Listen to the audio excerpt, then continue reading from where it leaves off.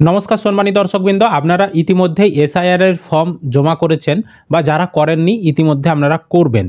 তো কোন কোন ভুলের জন্য আপনাদেরকে এসআইআর এ যে হিয়ারিং হবে সেই হিয়ারিংয়ের নোটিশ আপনার বাড়িতে পাঠানো হতে পারে বা কাদেরকে পাঠানো হতে পারে অবশ্যই কিন্তু আপনাদের জেনে রাখা গুরুত্বপূর্ণ। যারা এখনও ফর্ম জমা করেননি তারা কোন কোন ভুল করবেন না যাতে আপনাদের বাড়িতে হিয়ারিংয়ের নোটিশ আসে, বা যারা ইতিমধ্যেই ফর্ম জমা করে ফেলেছেন তাদের কোন কোন ভুলের জন্য বা কি কি কারণে এসআইআর এর নোটিশ আপনার বাড়িতে আসতে পারে, নোটিশ আসলে কি করতে হবে, কবে নোটিশ আসবে, সমস্ত বিষয়গুলো নিয়ে আমরা আজকের এই ভিডিওতে আলোচনা করব। তো অবশ্যই ভিডিওটি আপনাদের উপকারে আসবে, শেষ পর্যন্ত ভিডিওটি দেখতে থাকুন। চ্যানেলে নতুন হলে এই ধরনের ইনফরমেটিভ আপডেটগুলো পাওয়ার জন্য অবশ্যই চ্যানেলটিকে সাবস্ক্রাইব করবেন, বন্ধুদেরকে ভিডিওটা বেশি বেশি করে শেয়ার করে সকলকে খবরটি জানতে সাহায্য করবেন, আর ফেসবুক থেকে যারা ভিডিওটি দেখছেন অবশ্যই পেজটি ফলো করে রাখবেন। তো আপনাদের সুবিধার্থে বলে রাখি এই হিয়ারিং বিষয়টা কি না, আপনি যে এসআইআর এর ফর্ম জমা করছেন এই ফর্মগুলো দেখে বা সমস্ত ওনাদের সিস্টেমে এন্ট্রির মাধ্যমে একটা ড্রাফট ভোটার লিস্ট পাবলিক করা হবে। ড্রাফট ভোটার লিস্ট কবে পাবলিক করা হবে না 9ই ডিসেম্বরের 9 তারিখ পাবলিক করা হবে। তারপরে কিন্তু যেগুলো ইয়ারোর মনে হবে যে এগুলো ভেরিফিকেশনের প্রয়োজন রয়েছে বিভিন্ন কারণের জন্য, সেগুলো আমি একটু পরে আলোচনা করছি কী কী কারণে ইয়ারও ডাকতে পারে ভেরিফিকেশনের জন্য বা হিয়ারিংয়ের জন্য। তো ইয়ারও যেগুলো যেগুলো মনে করবে সেগুলোকে ভেরিফিকেশনের জন্য ডাকবেই, মানে ইয়ারও যেগুলো সন্দেহ হবে বা বেশ কিছু কারণের জন্য ডাকবে। সে ডাকার পর কি হবে, আপনার কাছ থেকে অরিজিনাল কাগজ দেখতে চাইবে এবং আপনাকে বোঝাতে হবে আপনি যে আত্মীয় স্বজনদের নাম দিয়েছেন তার সঙ্গে আপনার সম্পর্কটা বোঝাতে হবে, তাদেরকে লিঙ্কেজ করাতে হবে এবং তারা যদি লিঙ্ক পেয়ে যায় তারা সন্তুষ্ট হয়ে গেলে আপনার নাম ভোটার লিস্টে থাকবে। ফাইনাল ভোটার লিস্ট যখন পাবলিক করা হবে 2026 সালের ফেব্রুয়ারি মাসে তখন আপনার নাম থাকবে।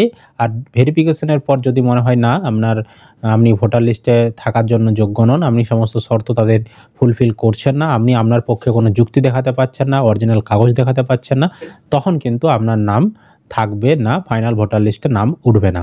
ঠিক আছে, এই বিষয়টা ক্লিয়ার করতে পেরেছি। ওই কারণেই ইয়ারও ভেরিফিকেশন বা হিয়ারিংয়ের জন্য আপনাদেরকে ডাকবে। এবার কোন কোন কারণে হিয়ারিং আমাদেরকে ডাকতে পারে, কাদেরকে ডাকতে পারে, আপনাকে ডাকবে কি ডাকবে না, কীভাবে বুঝবেন, এই সমস্ত বিষয়টা এবার আপনাদের সঙ্গে আমি আলোচনা করছি, দেখতে থাকুন ভিডিওতে।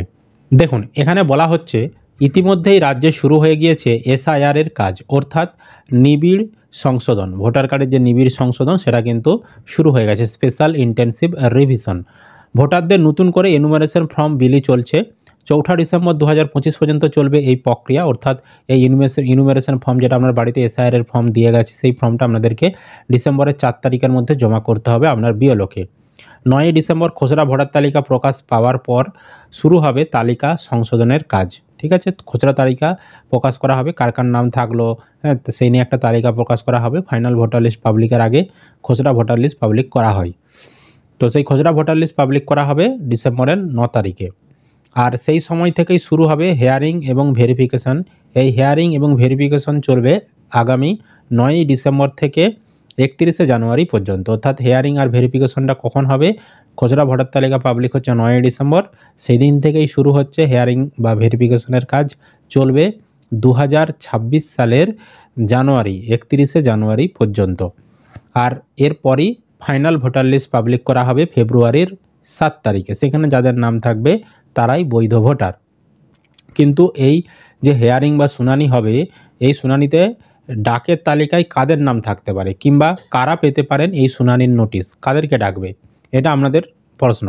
কমিশনের নিয়ম অনুযায়ী 2002 সালের ভোটার তালিকায় যাদের নাম নেই, পুরনো তালিকায় যাদের পরিবারের একজনেরও নাম নেই, যে ভোটাররা ভুল তথ্য দিয়েছে, ফর্ম ফিল আপে যাদের গণ্ডগোল রয়েছে, গোলমাল রয়েছে, শুধুমাত্র সেই সব ভোটাররা হিয়ারিংয়ের ডাক পেতে পারেন।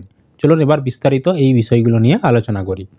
তো এখানে 1 নম্বর পয়েন্টে কি বলা হচ্ছে, 2002 সালের ভোটার তালিকায় যাদের নাম নেই, এর মানে কি না, যদি ইলেকটোরাল রেজিস্ট্রেশন অফিসার মানে ইআরও মনে করেন অতিরিক্ত যাচাই করার প্রয়োজন আছে, তবে 2002 সালে ভোটার তালিকায় যাদের নাম নাই তাদের ডেকে পাঠানো হবে এই শুনানিতে। সেখানে কমিশনের নির্ধারিত 11টি যে নথি, বর্তমানে 12টা করা হয়েছে, তো সেই 12টি নথির মধ্যে যে কোনো একটি বৈধ নথি দেখাতে হবে। তবে আধার কার্ডকে তো মান্যতা দেওয়া হচ্ছে না, তো 11টা নথি আপনারা ধরতে পারেন। তো 11টি নথির মধ্যে যে কোনো একটা নথি আপনাকে বৈধ নিয়ে যেতে হবে।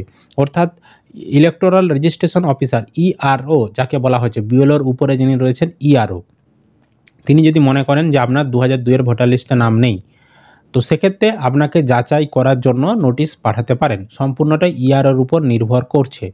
বোঝাতে পেরেছি?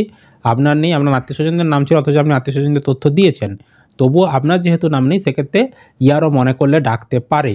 ঠিক আছে? আবার নাও ডাকতে পারে যদি তিনি মনে সন্তুষ্ট হয়ে যান, না সমস্ত কিছু ঠিকঠাক রয়েছে, আপনার বাবার সঙ্গে মিল রয়েছে, বা আত্মীয় পরিজন বাবা বা দাদু ঠাকমা এনাদের সঙ্গে আপনি লিঙ্কেজ করাতে পেরেছেন, সেক্ষেত্রে আপনাকে কিন্তু হিয়ারিংয়ের জন্য ডাকবে না।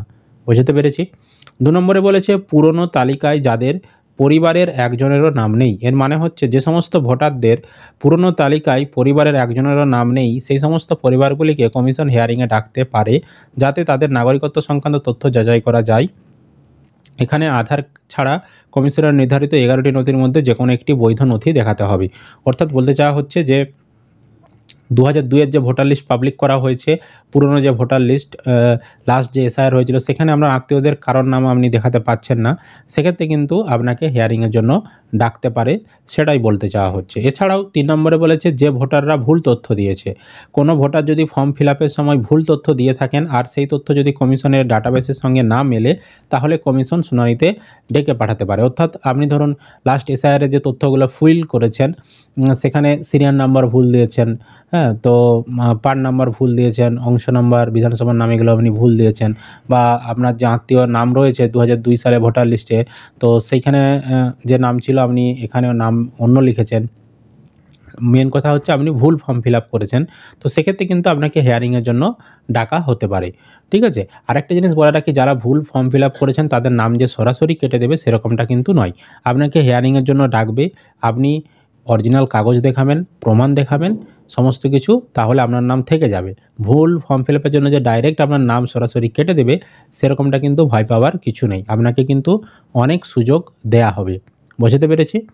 তারপর 4 নম্বরে বলেছে ফর্ম ফিল আপের যাদের গোলমাল রয়েছে। অর্থাৎ এর মানে হচ্ছে কোনো ভোটারের যদি ফর্ম পূরণের সময় অস্পষ্ট থেকে থাকে, তিনি সঠিকভাবে লেখেননি, তাহলেও সেই ভোটারের যাচাইয়ের জন্য ডেকে পাঠানো হতে পারে। অনেক কোনো সমস্যা করেছে ফর্ম ফিল আপে, কোনো তিনি বড়সড় কোনো ভুল করে ফেলেছেন, হ্যাঁ, সেক্ষেত্রেও কিন্তু হিয়ারিংয়ের জন্য ডাকা হতে পারে, বা ইয়ারও বুঝতে পারছেন আপনি কি লিখেছেন, সেক্ষেত্রেও কিন্তু হিয়ারিংয়ের জন্য ডাকতে পারি।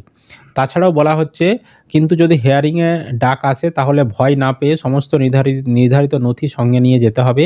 প্রমাণ দিয়ে দিলেই সমস্ত সমস্যার সমাধান হয়ে যাবে। দেখতে পাচ্ছেন এখানেও বলা হয়েছে যে কোনো ভয় পাওয়ার কিছু নেই। নাম হিয়ারিংয়ের জন্য ডেকেছে মানে আপনার নাম যে কেটে দেবে সেরকম কিন্তু নয়। আপনি আপনার পক্ষে যুক্তি দেবেন, প্রমাণ দেবেন, সমস্ত কিছু দেখাবেন তাদেরকে, তাহলেই আপনার নাম থাকবে নিশ্চিত, এসআইআর চূড়ান্ত তালিকায় আপনার নাম থাকবে। কোনো ভয় পাওয়ার দরকার নেই। বোঝাতে পেরেছি? এছাড়াও যারা আরেকটা মেন কারণে ডাকতে পারে, সেটা হচ্ছে যারা যে কমিশনের নির্ধারিত আত্মীয় বাদে অন্যান্য আত্মীয় দেবেন। যেমন কমিশনের নির্ধারিত আত্মীয়ের লিস্টে বলা রয়েছে যে আপনি আত্মীয় হিসাবে আপনার বাবার দিতে পারেন 2002-এর ভোটার লিস্ট অনুযায়ী তথ্য, বা মায়ের দিতে পারেন, বা আপনার বাবার বাবা, বাবার মায়ে, বা আপনার মায়ের বাবা, বা আপনার মায়ের মা। এই যে 6টা সম্পর্ক, এর মধ্যে যে কোনো একটা আপনি দিয়ে আপনি কিন্তু এসআইআরের জন্য ফর্ম পূরণ করতে পারেন। এবার অনেকের দেখা যাচ্ছে এই 6 জনের মধ্যে কারো নাম নেই। কেউ ধরুন দাদার দিচ্ছে, কেউ ধরুন দিদির দিচ্ছে, কেউ ধরুন আবার মামার দিচ্ছে। এরকম অনেকেই অন্য সম্পর্ক দিয়ে এসআইআরের ফর্ম পূরণ করবেন। তাদের ক্ষেত্রেও কিন্তু হিয়ারিংয়ের জন্য ডাকা হবে। আপনাকে কিন্তু বুঝাতে হবে কীভাবে ওই আত্মীয়র সঙ্গে আপনার সম্পর্কটা হচ্ছে, সেই জিনিসটা কিন্তু বোঝাতে হবে তাদেরকে। আপনি বুঝিয়ে দেবেন, আপনার নাম লিস্টে রয়ে যাবে, আপনার নাম কাটবে না। ঠিক আছে? এনাদেরকে কিন্তু হিয়ারিংয়ের নোটিশ পাঠানো হতে পারে, সেরকমটাই বলা হয়েছে। এবার হিয়ারিংয়ে যখন নোটিশ আপনার বাড়িতে আসবে, সেক্ষেত্রে আপনাকে কী কাগজ নিয়ে যেতে হবে, এটা অনেকের প্রশ্ন, সেই বিষয়টাও আলোচনা করছি। দেখুন কাদেরকে কী কাগজ নিয়ে যেতে হবে। দেখুন কমিশনের তরফ থেকে মোট 13টি কাগজ বলা হয়েছে, তার মধ্য থেকে মেন যে কাগজ সেটা হচ্ছে 11টা মেন কাগজ। 12 নম্বরে আধার কার্ড রয়েছে, 13 নম্বরে বিহারের এসআইআরের ফাইনাল লিস্ট রয়েছে। তার মানে 12-13 কাগজটা কোনো কাজেরই নয়। তাহলে মোট 11টা কাগজ, তার মধ্যে থেকে যে কোনো একটা কাগজ আমাদেরকে নিয়ে যেতে হবে। এবার যার যেমন জন্ম তাকে সেরকম কাগজ নিয়ে যেতে হবে। কোনো ক্ষেত্রে আপনার শুধু নিজের কাগজ নিয়ে যেতে হবে, কোনো ক্ষেত্রে বাবার বা কোনো ক্ষেত্রে মায়ের নিয়ে যেতে হবে, কোনো ক্ষেত্রে আবার বাবা মা দুজনেরই নিয়ে যেতে হবে। এবার এই সমস্ত বিষয়টা আপনাদের সঙ্গে আমি আলোচনা করছি, হিয়ারিংয়ের নোটিশ আসলে কাদেরকে কী কাগজ নিয়ে যেতে হবে। তো এখানে দেখুন, আমি আগে ডকুমেন্টসের লিস্টগুলো বলছি, তারপর কাদেরকে কী নিয়ে যেতে হবে বলে দিচ্ছি।